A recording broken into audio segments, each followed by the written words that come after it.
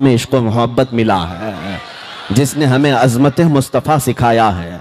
और फिर हम ये बबांगे दुहल कहते भी हैं, डाल दी कल्ब में अज़मत मुस्तफ़ा, सय्यदी आला हज़रत पे लाखों सलाम। मोहम्मद हमारे बड़ी शान वाले, मेरे आका सल्लल्लाहु तआला अलैहि वसल्लम की अज़मत आज इस दिल्ली की सरजमीन पर मौका मिला है। मैं अर्ज़ करता हूँ क्योंकि मुझे पता है यहाँ सुनने के लिए जो लोग आए हैं, ये सिर्फ ये मजमा जो आपको नज़र आ रहा है, ये सिर्फ टोपी दाढ़ी वाला ही मजमा नहीं है। मेरे बहुत सारे रिश्तेदार भी यहाँ आए हैं। मेरे रिश्तेदार पूरे हिंदुस्तान भर में हैं और हमेशा मेरी तहकीक में लगे रहते हैं और बहुत प्यार करते हैं। कभी 12-12 घंटे मुझे पुलिस स्टेशन में बिठाते भी हैं। तो बहरहाल मैं उनकी भी कदर करता हूँ। वो सारे लोग हमारे बयानात को बहुत गौर से सुनते भी हैं। अल्लाह करे कि दिल में उतर जाए और हिदायत भी नसीब हो जाए।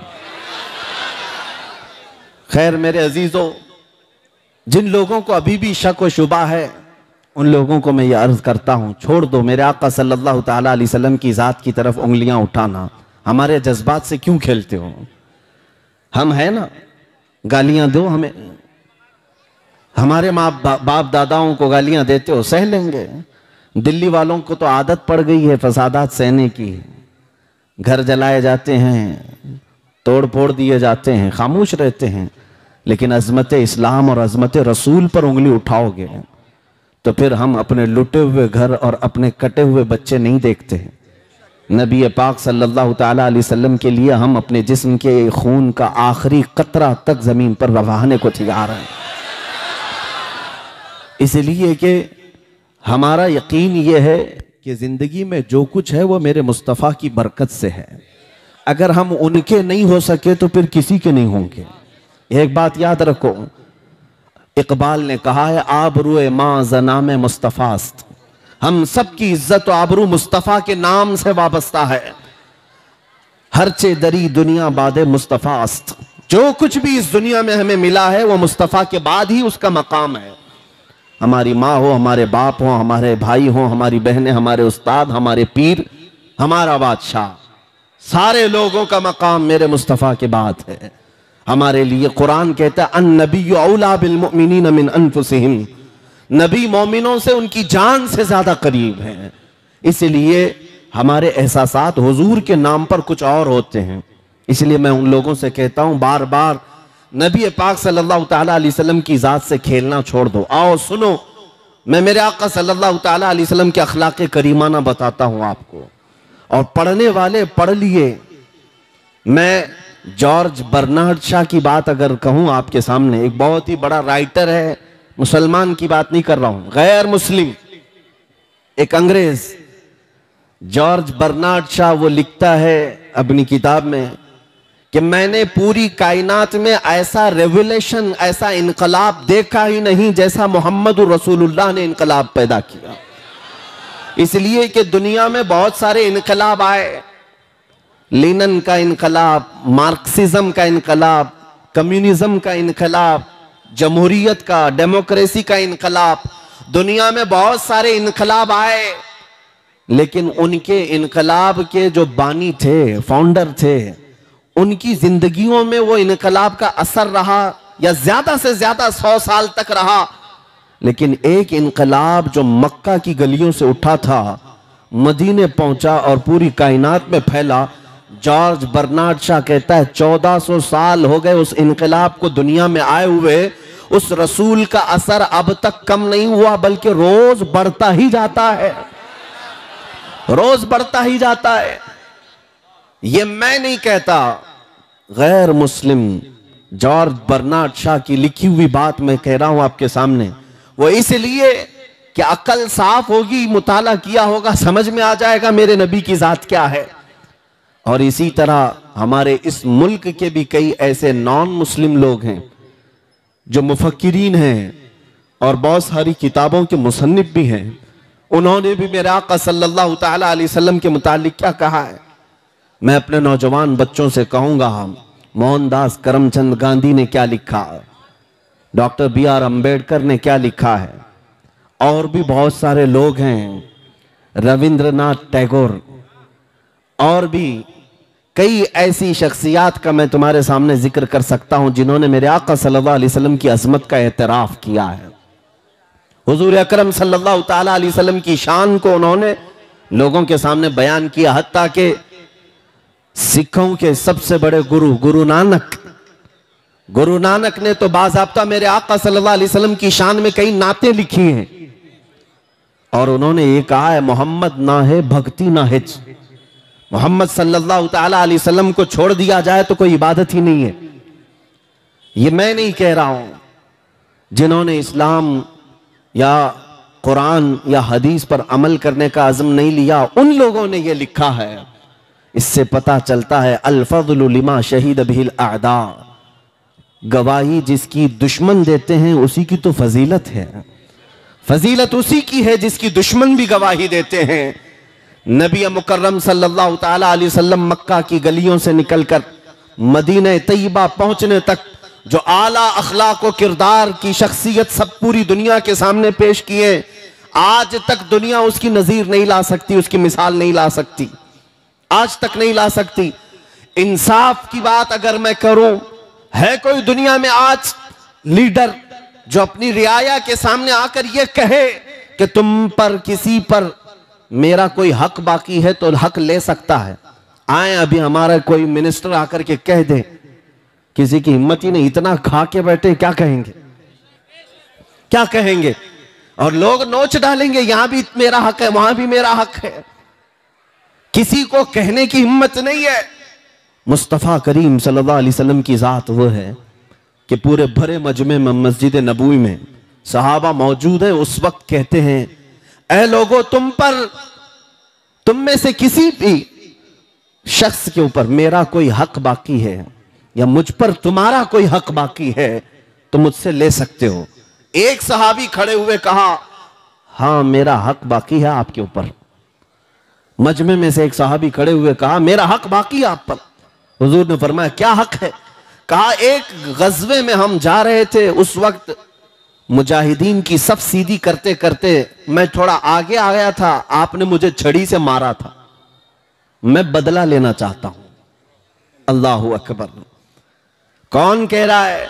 सैयदुल अंबिया, जिसके दरबार की सलामी सैयदुल मलाइका लेने के लिए बेकरार हो, फरिश्ते जिसकी एक झलक देखने को बेकरार हो, उस रसूल के सामने उनके एक सहाबी खड़े होकर कहते हैं, आपने फला वक्त छड़ी से मुझे मारा था, मैं बदला लेना चाहता हूं। नबी पाक सल्लल्लाहु अलैहि वसल्लम ने नहीं फरमाया, तुम कौन होते हो मुझसे इस तरह की बात करने वाले, बल्कि कहा, अगर ऐसा है तो आ जाओ।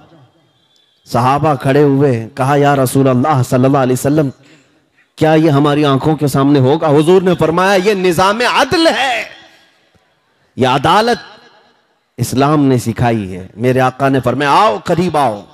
वो साहबी करीब आए, उन्होंने एक और ख्वाहिश का इजहार किया, जिस वक्त आपने मुझे छड़ी लगाई थी उस वक्त मेरे बदन पर जुब्बा नहीं था, नंगी पीठ थी, कुर्ता नहीं था। मैं चाहता हूं कि अगर मैं इस वक्त बदला लूं तो आप भी अपना जुब्बा उठा दें, अपनी पीठ को वाह कर दें, खोल दें।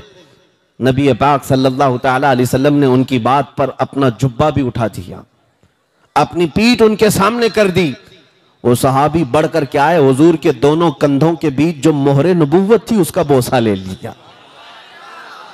उनका मतलब इतना ही था, उनका मकसद इतना ही था, बोसा ले लिया और कहा, मैं कामयाब हो गया। मेरी तमन्ना ये थी कि रसूल पाक सल्लल्लाहु अलैहि वसल्लम के दोनों कंधों के बीच जो मोहरे नबूवत थी, जिसकी रोशनी सूरज से ज्यादा चमकदार थी, उसका बोसा लेना उनकी बड़ी तमन्ना थी। उन्होंने वो बोसा ले लिया, मगर मेरे आका सल्लल्लाहु अलैहि वसल्लम ने दुनिया को यह बताया अदल कैसे कायम किया जाता है। अमीर और गरीब हो कि बादशाह और रियाया हो, सबके दरमियान अदल कायम करने का निजाम ये मेरे मुस्तफ़ा ने बताया है।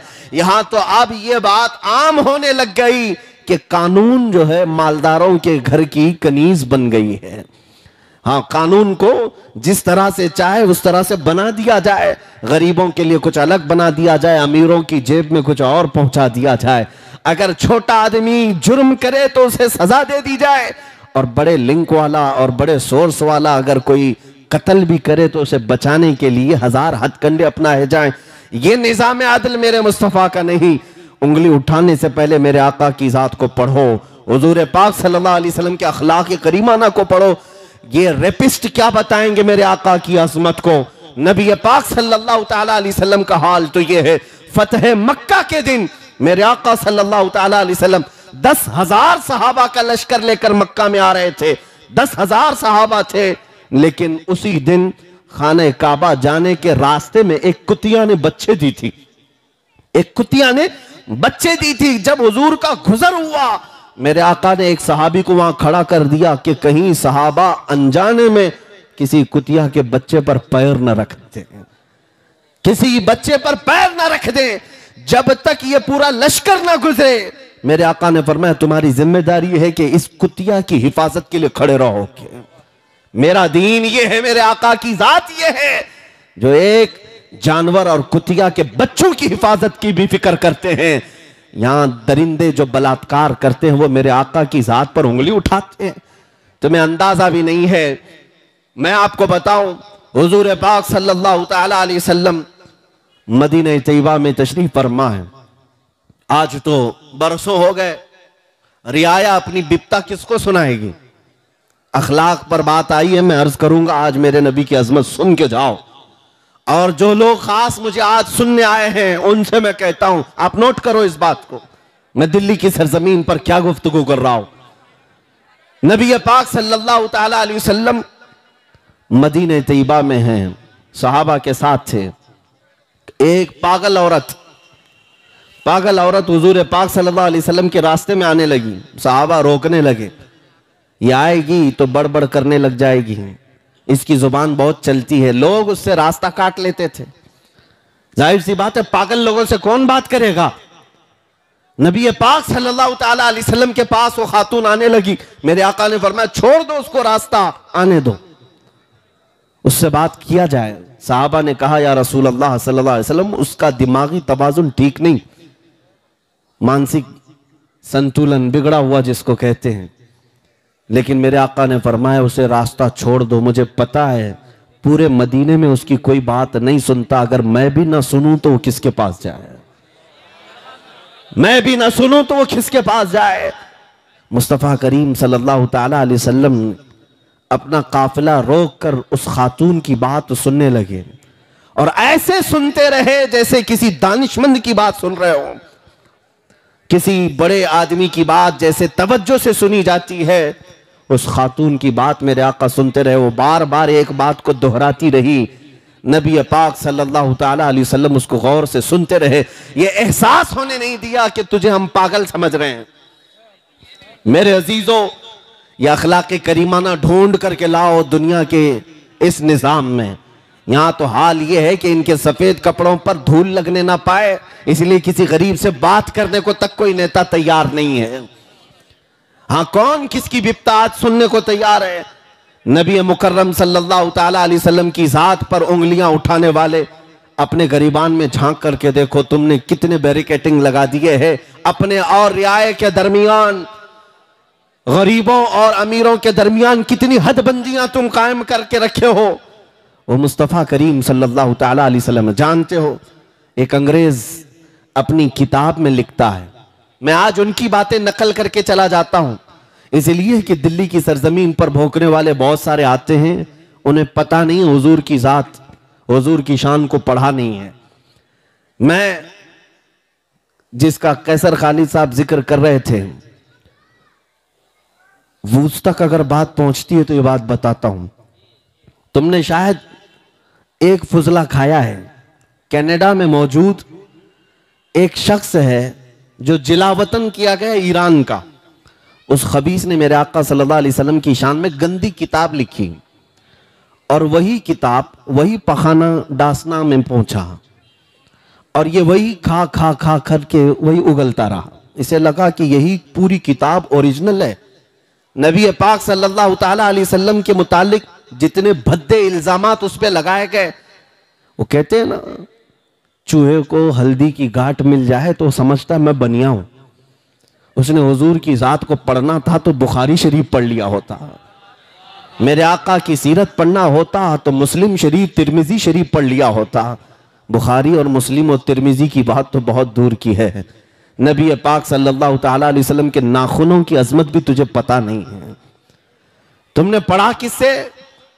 कैनेडियन गुस्ताखान रसूल ने जो भद्दे किताबें लिखी वही तुम्हारे पास आई और उसी को बेस बना करके कहने लग गए, हुजूर की जात पर कीचड़ उछालने लग गए और कहने लगे कि मैं मोहम्मद की हकीकत बताऊंगा। नऊज़ बिल्लाह। जालिमो, तुमने दुश्मनों की किताब पढ़ करके मेरे आका को परखने की